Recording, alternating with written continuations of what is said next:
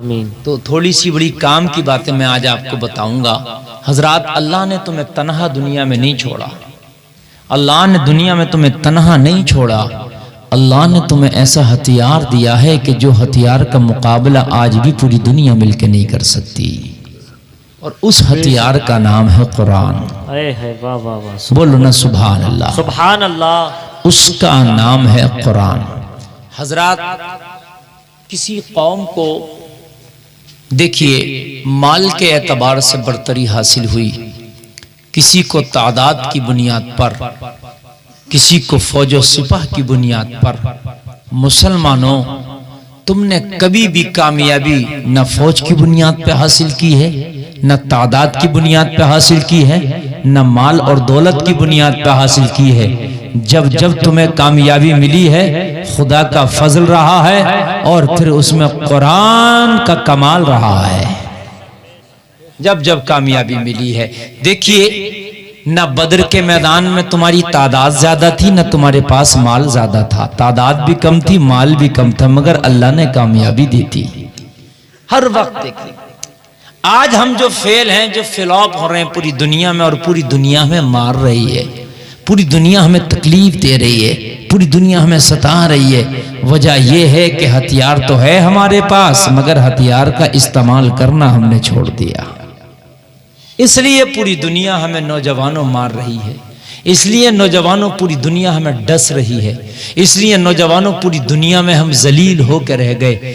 تمہارے پاس رائفل ہو، اور اس رائفل کو آپ اپنے گھر کے کسی کونے میں دفن کر کے ڈال دو، اس کے بعد میں تیرے گھر میں تیرا دشمن آئے گا، تو رائفل کو ہاتھ ہی نہیں لگا رہا ہے تو دشمن سے کیسے جیت پائے گا؟ رائفل ضرور ہے، مگر اس کا استعمال تجھے آتا نہیں، تو استعمال کرتا نہیں، تو نے ایک کونے میں ڈال دیا، اس پہ گرد و غبار آ گیا رائفل پہ، اس کے اوپر دھول جم چکی ہے۔ اب وہ کس کام کی تیری رائفل ہے جب تو اس کا استعمال ہی نہیں کرنا چاہتا؟ اور سن، رائفل تیرے گھر میں ہو، روزانہ کیئر کرے، اس پر تیل لگائے، اس کی صاف صفائی کرے، اور پھر ہاتھ میں لے کے کھڑا ہو جائے، تو تیرے سامنے سے جو نکلے گا تجھے دیکھے گا، تیرے ہتھیار کو بھی دیکھے گا۔ اس سے پنگا نہیں لینا، اس کے پاس جو ہتھیار ہے بڑا خطرناک ہے۔ میرے بھائی، وہی ہتھیار اللہ نے جو تمہیں دیا قرآن، ہم نے کیا کیا کہ اپنی طاقوں میں سجا کر رکھ دیا، ہمارے قرآن پہ دھول چڑھ گیا، گرد و غبار چڑھ گیا، ہم تو اس کی کبھی تلاوت ہی نہیں کرتے، اور اگر کبھی تلاوت کر بھی لیا تو پھر ہم قرآن پہ عمل نہیں کرتے۔ کاش ہم نے قرآن پہ عمل کرنا شروع کر دیا ہوتا۔ میرے بھائی ذرا غور کرنا، خالی تلاوت کرنے سے بھی کام نہیں چلے گا۔ ایسے تو قرآن بہت لوگ پڑھتے ہیں، قرآن تو کافر بھی پڑھ لیا کرتے ہیں، قرآن تو یہودی بھی آج کے زمانے میں ریسرچ کر رہے ہیں، پڑھ رہے ہیں، عیسائی بھی قرآن کو پڑھ لیا کرتے ہیں، پڑھ رہے ہیں۔ لوگوں قرآن ایسے تو بہت سے لوگ پڑھ لیتے ہیں، مگر قرآن کو پڑھنا بھی ہے اور قرآن پہ عمل بھی کرنا ہے، اس لیے کہ اللہ نے قرآن میں تمہارے لیے قانون دیا ہے۔ قرآن میں اللہ نے تمہیں ایک میپ دیا ہے، میپ بولتے ہیں راستے کے نقشے کو، اور اس میپ کو اگر تلاش کرو گے تو قرآن کو سورہ فاتحہ کو جب کھنگالو گے تو سورہ فاتحہ میں تیرا میپ مل جائے گا۔ اگر آپ کو کہیں جانا ہو تو میپ لگانا پڑتا ہے، وہ کلومیٹر کی دوری بتاتا ہے، کدھر کو جانا ہے وہ بتاتا ہے، راستہ کیسا ہے وہ بتاتا ہے۔ ویسے ہی قرآن میں ایک میپ ہے، جو وہ میپ کو تو لگا دے گا اور اپنی زندگی کو اس پر ڈال دے گا تو یہ میپ تجھے بتائے گا جنت میں کیسے جانا ہے، کدھر ہو کے جانا ہے، کیا کیا کر کے جانا ہے، اور اس میپ کا نام ہے اہدنا الصراط المستقیم۔ سبحان اللہ، سبحان اللہ، بے شک بے شک، سیدھا راستہ، سیدھا راستہ قرآن میں بتا دیا۔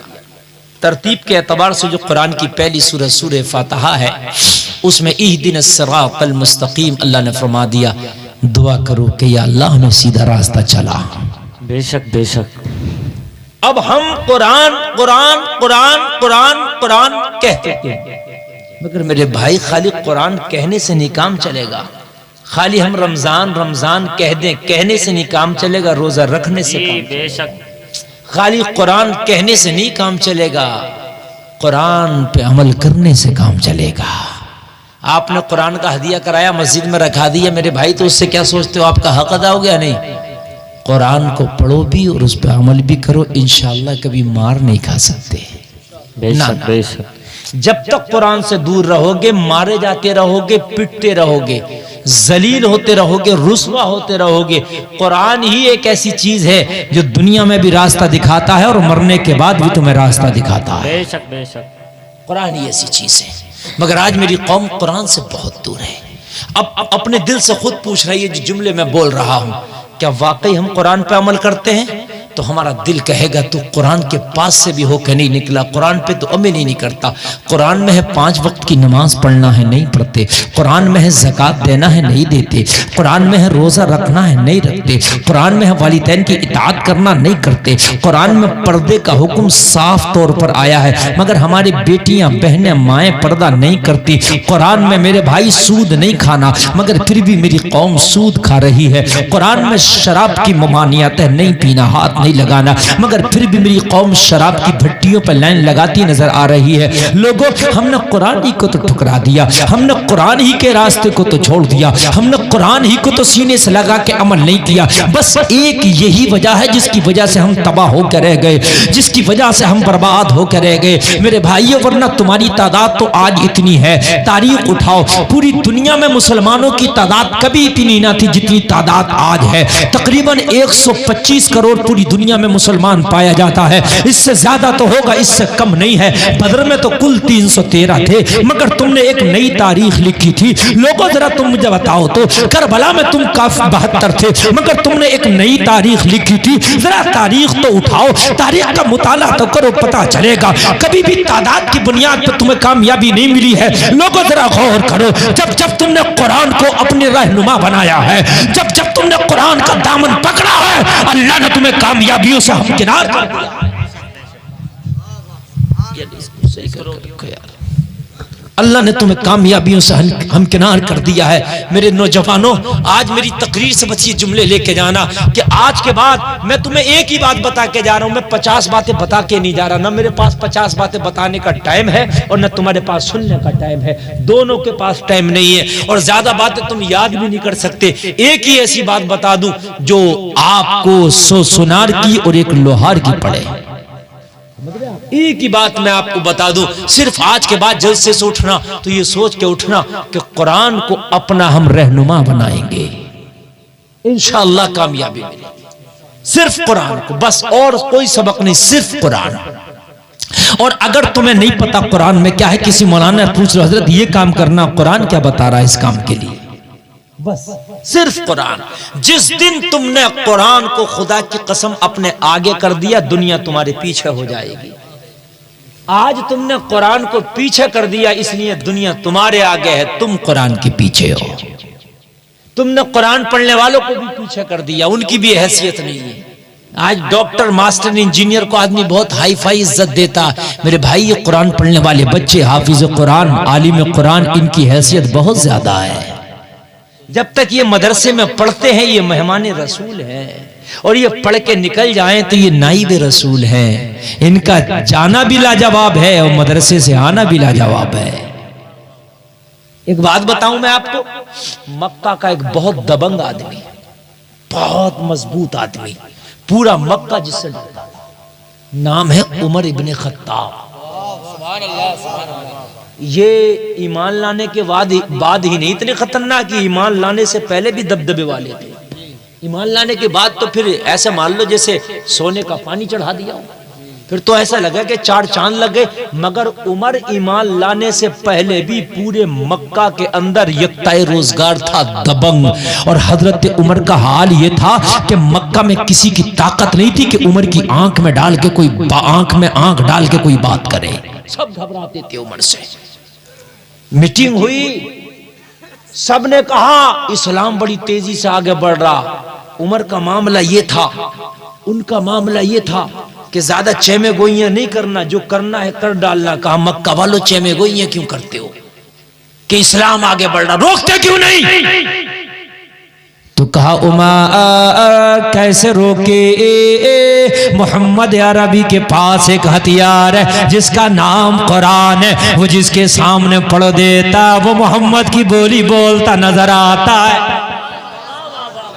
جس کے سامنے قرآن پڑھ دے محمد، وہ محمد کی بولی بولتا ہے۔ عمر نے ہاتھ میں تلوار اٹھائی، آج عمر محمد کی بولی نہیں بولے گا، اور آج مکہ میں کوئی بھی محمد کی بولی نہیں بولے گا، یہ قصہ ہی میں تمام کر دوں گا۔ ہاتھ میں تلوار اٹھائی، آج محمد عربی کا سر معاذ اللہ قلم کر دوں گا۔ لوگوں ذرا غور کرو، قرآن کی پاور کو دیکھنا، لوگوں ذرا غور کرو، قرآن نے بڑے بڑے طوفانوں کے رخ پھیر دیے ہیں، قرآن نے بڑے بڑے پہاڑوں کو مسخر کر دیا ہے، قرآن نے دریاؤں کو پھیر دیا ہے، قرآن نے سمندروں کو لوگوں پھیر دیا ہے۔ ذرا غور کر، تو نے قرآنی کو تو چھوڑ دیا جس کی وجہ سے برباد ہے۔ عمر ہاتھ میں تلوار لے کے نکلا، آج نبی کا مرڈر کروں گا، آج نبی کا سر کاٹوں گا۔ لوگوں تلوار لے کر جلال میں نکلے ہیں، کسی نے عمر کے ہاتھ میں تلوار دیکھی، مصطفیٰ کی بارگاہ میں حاضر ہوئے، عرض کرنے لگے یا رسول اللہ، آج مکہ کا دبنگ ہاتھ میں تلوار لے کے آپ کا طرف رک کر کے آ رہا ہے۔ یا رسول اللہ، میرے نبی نے مسکرا کے فرمایا گھبرانے کی ضرورت نہیں، اگر نیت اچھی ہے تو عمر کا استقبال ہوگا، اور اگر نیت خراب ہے تو عمر کا سر ہوگا اور عمر کی تلوار ہوگی۔ واہ واہ واہ، نعرے تکبیر، نعرے رسالت، مسلک اعلی حضرت، فیضان اعلی حضرت، نعرے تکبیر، نعرے رسالت۔ لوگوں، حضرت عمر تلوار لے کے نکلے، راستے میں ملاقات کسی نے کی، عمر کہاں جا رہے ہو؟ کہا آج اسلام کا درخت کاٹنے جا رہا ہوں۔ عمر کہاں جا رہے ہو؟ آج اسلام کا پودا جڑ سے اکھاڑنے جا رہا ہوں۔ عمر کہاں جا رہے ہو؟ کہا مکہ کے اندر جو چمے گوئیاں ہو رہی ہیں آج مکمل طریقے سے ختم کرنے جا رہا ہوں۔ آج جو مکہ میں نیا دین آیا ہے، محمد نام کا کوئی شخص ہے، آج ان کا سر قلم کرنے کے لیے جا رہا ہوں۔ لوگوں ذرا غور کرو، کسی نے کہا تھا عمر، ارے محمد عربی کا سر بعد میں قلم کرنا، اسلام تو تیرے گھر میں آ گیا ہے۔ اپنے گھر کی تو خبر لے، اسلام تو تیرے گھر میں آ گیا ہے۔ کہا قرآن نے پورے مکہ کا جو ہے چین و سکون چھین لیا، جو بھی قرآن سنتا ہے وہ اپنے مذہب کو چھوڑ کے محمد عربی کا مذہب اپنا لیتا ہے۔